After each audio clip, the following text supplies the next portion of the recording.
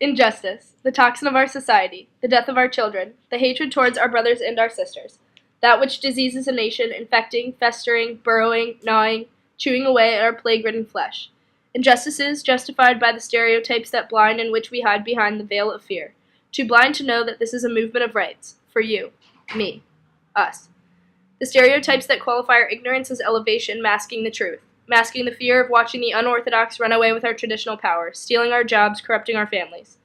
The fear of equal protection for all men and women under the U.S. government. The fear of the land of the free and the home of the brave becoming once and for all truly and unconditionally free. So instead we invite the poison of injustice into our dysfunctional homes, schools, and souls, because presence is safer than progression. What we hear, what we think, hiding behind the lies of perception, of the twisted tales we once were told, that which we heard third hand. Who we heard it from we cannot remember, yet insisting this the truth. The stereotypes that shape our sons and daughters, their fragile fate mangled by the maimed hands of society telling them who they should be, who they are, pouring the pure poison of our hearts to our graves, yet still, insisting this the truth. But where and when will we understand that we are consumed with the lies after lies after lies to recognize that injustice has already swallowed you? Me. We watch as people, the so-called children of God, curse, kick, bite, and beat a man for loving a man and a woman for loving a woman. We watch as the holy ones, the righteous ones, the chosen ones proclaim the fate of these men and women, screaming that hell awaits them. We watch, and until we stand up and eliminate the injustices against gay men and women, we will just continue whispering amen. We continue the lie. We continue scoffing at the one who seeks opportunities and dreams and greatness for the 6-year-old girl who is told that she is too pretty to be smart. For the 23-year-old single mother of 2 who fears not being able to put supper on the table because she cannot get equal pay for equal work. For the 13-year-old boy named Fag, queer, and homo instead of John. For the 41-year-old father of one who refuses to tell his son, I love you, out of fear of risking his masculinity. We call the ones who seek opportunities and dreams and greatness special, the ones who can taste and smell and feel the day in which reality is rooted in truth. A reality in which love is no longer a tragedy and equality is no longer an idea. When we all may transcend the boundaries of gender roles without fear of being seized and caged. In which the oppressed and the oppressors may understand the heaviness of the other's soul and the burden they both carry. A reality in which every male, female, transgender has equal opportunity for life, liberty, and the pursuit of happiness. A world of social dominance where men have the stronghold over women with a stiff hand ready to strike. A world of husbands providing for the family while the wives pop out children cooking endless meals in the kitchen.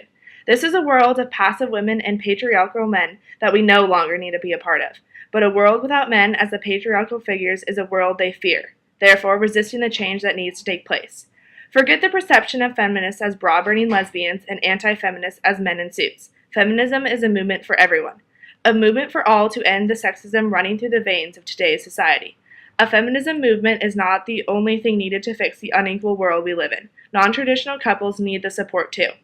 In what kind of world is it okay for gay couples to fear their own death because of the effects it will have on their family, but for traditional couples to never have this thought cross their mind? Nowhere should it be acceptable to have some couples live in fear of financial burdens and others sitting on a stable life insurance policy just because of who is married to who. Traditional marriages are ones perceived to be supported by the church and society as a whole, while non-traditional marriages are ones frowned upon all and only now being legal in 35 states. That still leaves 15 states where a different type of marriage is illegal. The idea of illegal marriage is never a thought that crosses the minds of those of traditional marriages. These non-traditional couples are fighting for rights handed to those of traditional marriages. They are being discriminated against with their happiness as a means of the government's resistance to change. Punishment for one being gay or having gay parents by society and the government is only adding to this fire. A fire that, if it keeps building, will soon be too large to stop. This punishment for being part of a non-traditional marriage or family is what is making traditional marriages and families stronger, giving them what they believe to be a higher authority over the already oppressed.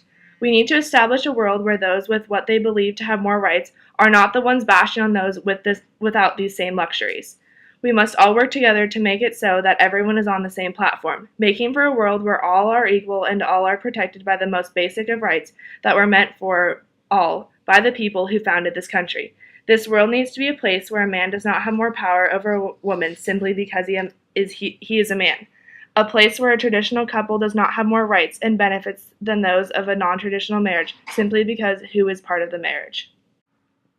Failure. What a perfect word to describe our government's efforts to stop inequality. The U.S. government is oppressing females and gay people. Think about it. For 3 centuries, this nation has had one female run for presidency. And did she win? No. Why? Because one female doesn't stand a chance in a male-dominant government. That's the problem.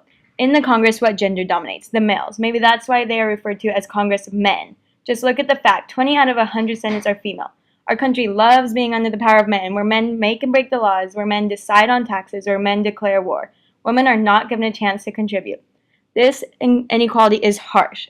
As women continue to work harder than ever in the workforce, they are still granted uneven pay. Women are just as intelligent, just as strong, just as confident, just as successful as men, yet under the law they are granted nothing but inequality through income rates. People, you need to open your eyes and realize that inequality our nation advertises is false, and the government is at fault for not protecting, granting, pursuing equality for everyone. Inequality for the gay people is due to poor direct actions of the government. The United States Constitution's 14th Amendment starts with all persons born or naturalized in the United States and ends with equal protection of the laws. This is the underlying problem for gay people. If a man is gay and is a citizen of the United States, why does he not gain equal protection of the laws? Because the government is flawed and oppressive. Our nation fails to recognize the flaws, faults, discrimination, inequality, hurt, pain, all caused by the government. The government's oh-so-famous DOMA Act refuses to grant marriage rights to gay citizens. Why? This is where the flawed government comes in. Equal protection of laws, but they are not granted the same laws of marriage rights and benefits?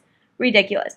When one partners die, they are given no tax benefits, no estate benefits, no social security. The only thing they are given is a tax bill so high they lose everything they have to pay it off. I just don't understand how our country is pushing so hard for equality yet still fails to act upon recognizing gay people as normal citizens throughout the government. The U.S., a land of freedom, acceptance, equality, happiness, is lying. Women and gay people face lack of freedom, lack of acceptance, and lack of equality every single day because of the government. Until the people of this country recognize the true inequality that is happening not only with females and gay people, but with all citizens, no strides or movements towards change will be able to take place. The nation as a whole needs to realize that there is a problem that needs fixing. This is a movement that will not take place overnight. Until we recognize that this is a fight for our own individual rights, no solution will have the strength and ability to solve this problem. Feminism is a movement for everyone. The fight for gay rights is a movement for everyone. The fight for equal rights for all is and always should be a movement that is for everyone.